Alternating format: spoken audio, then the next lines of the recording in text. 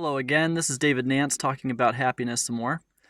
So here's the question for today. How can you be happy if you don't know who you are? And if you don't know who you are, how do you know what you want and what you're trying to accomplish with your life? These are some of the really big questions that are tackled by not just Latter-day Saint theology in the Church of Jesus Christ of Latter-day Saints, but also in religion more broadly. I really love, for example, the Hindu concept of the Atman. There's this idea of the essential divine spark inside of each person, and that the whole purpose of reality that we experience is to shed the different layers of superfluous identity that get accreted and added on to this divine spark. And when you finally achieve kind of liberation and enlightenment, it's because you've gotten down to that pure divine identity that is the core of each human being. And until you've gotten there, if you're still hung up on the different identities that you have kind of encasing that, then you haven't achieved enlightenment and you haven't achieved freedom, and you aren't going to be able to find pure, true happiness because you're distracted by all these different identities and wants and supposed needs that have nothing to do with who you really are and what will really bring you true happiness. So, in the Church of Jesus Christ of Latter-day Saints, there's a song that we sing ever since we're little kids, and that song is "I am a child of God." And that's a concept that I think really parallels the Hindu concept of the Atman. This idea that at our center, there is an element of divinity about each and every one of us. That is our identity, and that is what needs to be nurtured in order to achieve true happiness.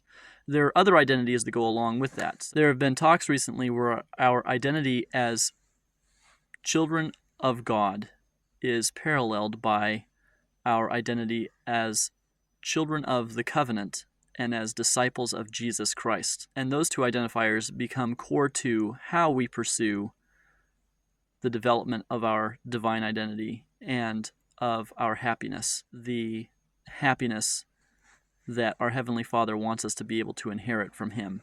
Now, there are a lot of other identifiers that we can get wrapped up in life that have nothing to do with those three identifiers, and most especially with being children of God. And those identifiers can be any number of things and are any number of things. So, for example, our professional affiliation and all of the baggage that goes along with that. Same thing with our political alignments. And there are any number of other things. There's hobbies that people become. We get excited about our hobbies, and for some of us, hobbies become almost a religion, and we need to be careful that we don't edge out our identity as children of God over the things that we do that are diverting and entertaining, but aren't core to what we are and why we're here.